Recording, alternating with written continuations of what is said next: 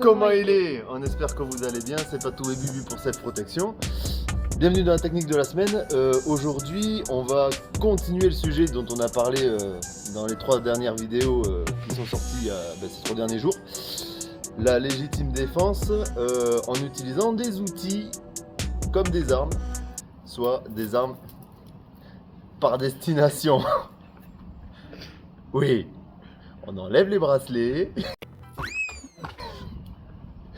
Et comme j'avais dit dans une dernière vidéo, on garde la montre. J'avais la montre. Je vous expliquerai pourquoi je garde la montre.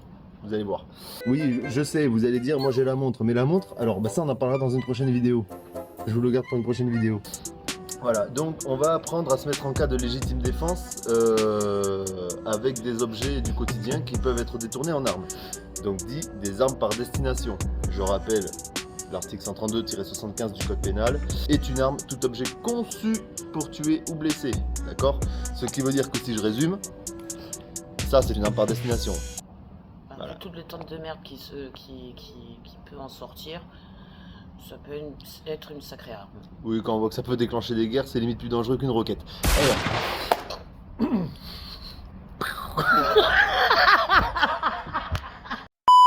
Je vais vous montrer différents outils qu'on peut utiliser comme des armes et comment les utiliser correctement. Je tiens à préciser avant de commencer la vidéo, quand vous utilisez un outil comme une arme, ça veut dire que la personne en face vous agresse à main armée. Si la personne vous agresse à main nue, j'ai pas le droit d'utiliser des armes par destination parce que là du coup c'est moi l'agresseur. Je tiens à le préciser. Si Patou m'agresse avec un couteau, qu'on n'a pas pensé à prendre d'ailleurs, eh bien écoute, voilà. On va dire que ça c'est un couteau. Voilà. Patou va m'attaquer avec ça, on va dire que ça c'est un couteau. Ok? Donc j'ai plusieurs moyens de défense. Donc si elle veut me planter, ben, souvent comme voilà, ben, là vous voyez, là déjà c'est griffé, c'est planté. Donc c'est ce que je dis à chaque fois, contre un couteau, même expérimenté, on s'en sort pas sans dégâts, on s'en sort pas indemne, c'est pas possible. Donc la meilleure défense c'est... La fuite, barre-toi bordel, barre-toi, sors. C'est là qu'il est... Ah, passe partout. C'est bien. Non. Je crois que c'est le fil conducteur de l'après-midi. Oh putain. Donc, on va dire que ça c'est un couteau, voilà, donc un vrai couteau conçu pour blesser ou tuer, donc une arme de catégorie D, et moi qui ne suis pas armé, je vais pouvoir utiliser tout ce que j'ai sur moi pour me défendre. Par exemple, j'ai mes lunettes de soleil, d'accord? Déjà, ça je peux en avoir 2 utilisations, soit une utilisation offensive, soit une utilisation défensive, c'est-à-dire que là déjà, je peux les mettre ici. C'est con hein, mais déjà l'adversaire, l'agresseur plutôt, on n'est pas sur un ring, l'agresseur ne voit pas où je regarde, où je porte mon regard. Donc déjà ça peut le perturber. Ensuite, s'il me balance un truc à la gueule, au moins je prends rien dans les yeux. C'est con, mais faut y penser. Sinon je peux utiliser mes lunettes pour venir percuter. Alors tant pis si je les pète, hein, mais vaut mieux péter ses lunettes que perdre la vie quoi. Donc voilà, je peux venir taper au niveau du visage, je peux venir taper gorge, je peux venir taper dans les côtes. C'est con mais ça fait mal. Oui. Je peux sinon jeter les lunettes en visant la tête de l'agresseur.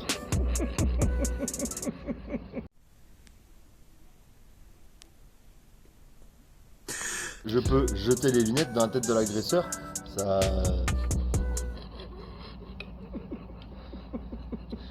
Qu'est-ce que j'ai dit encore Donc moi je vais considérer que je me protège les yeux. Parce que si j'ai plus d'yeux, je vois plus. Et si je vois plus, je prends plein de cul. Voilà. Et j'aime pas la sodomie. J'ai toujours voulu aider les gens. Mais comment le faire? C'était ça la question. Alors j'ai réfléchi et j'ai établi un plan. Puis j'ai trouvé. J'allais les aider à se défendre. Et merde, je crois que ça se passe pas comme prévu. Moi, j'ai toujours des outils sur moi. J'ai une montre. Alors, c'est les montres G-Shock, vous savez, c'est les montres, là, vous pouvez taper, là, ça craint rien du tout. Ça, déjà, rien que pour contrer, par exemple, sur un coup... là, admettons, la mode aujourd'hui avec les couteaux, c'est le slashing. Vous savez, c'est les gens, ils viennent, ils font ça, là. Là, là, déjà, bam. Là, je peux lui taper dans le poignet. Je peux vous dire qu'à pleine balle, ça fait mal. D'accord? Donc ça, Sans que ça soit plein de balles. comme j'expliquais dans l'une des anciennes vidéos qu'on a faites, ça, c'est pas des armes. C'est du bijou. Et pourtant, ça, j'ai pas besoin de vous le montrer pour savoir que ça fait mal. Je peux venir riposter. Là, alors je vais pas toucher parce que bien sûr je tiens pas tout un minimum quand même, donc je vais pas lui déchirer la gueule. Et je peux également slasher avec ça. Voilà, je peux venir. Avec de la vitesse, ça peut couper, et griffer, et planter, et faire mal. Et Oh ta gueule! ensuite, donc contre un couteau, ce qui est hyper important, c'est la distance. Non mesdames, je ne parlais pas de ma bite. Alors attention, instant sexy, il va enlever sa ceinture.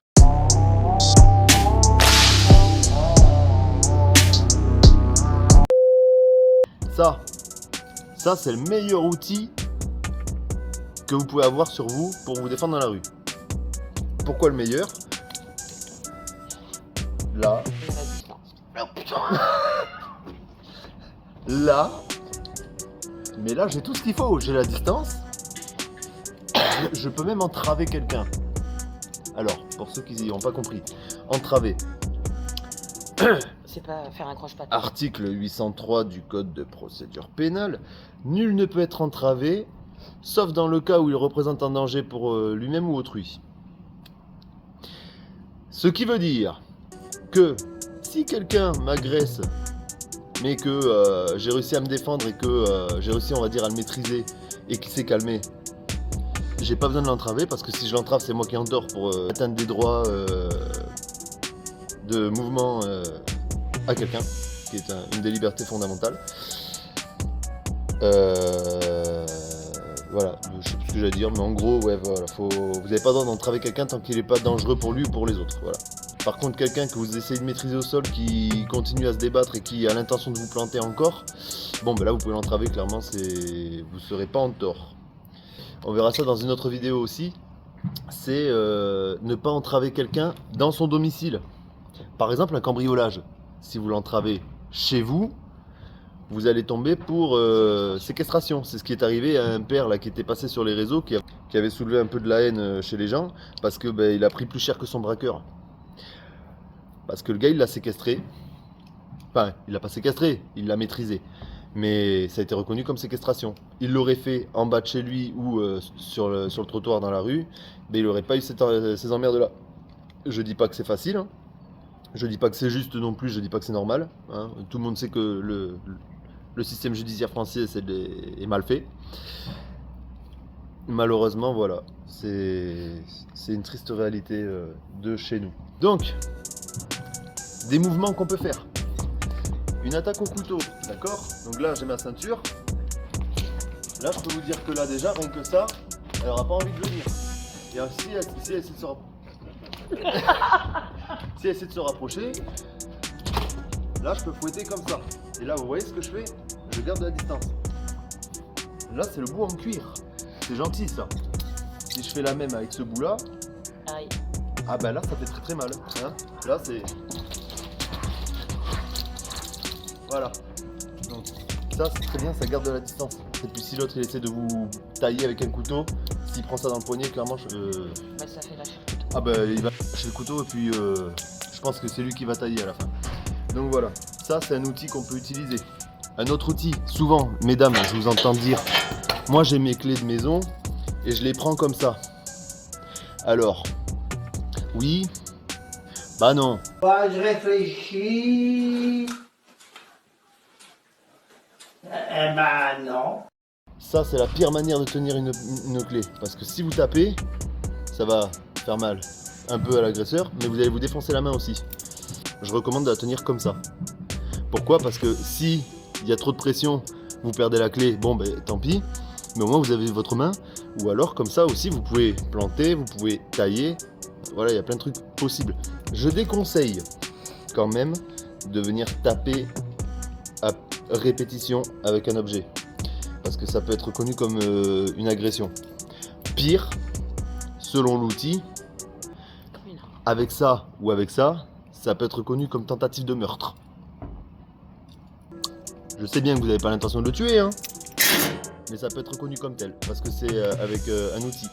Une batte de baseball, si vous tapez 3 fois sur la gueule du gars, ça peut être reconnu comme une tentative de meurtre, au premier degré. Même s'il n'y avait pas l'intention. Ensuite, d'autres outils qu'on peut utiliser comme arme.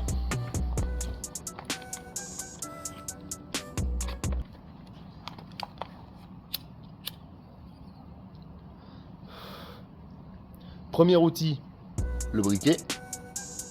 Surtout si on vous attrape en étranglement, c'est ce que je disais la dernière fois, hein. Vous avez 2 secondes pour agir. Attrape-moi en étranglement.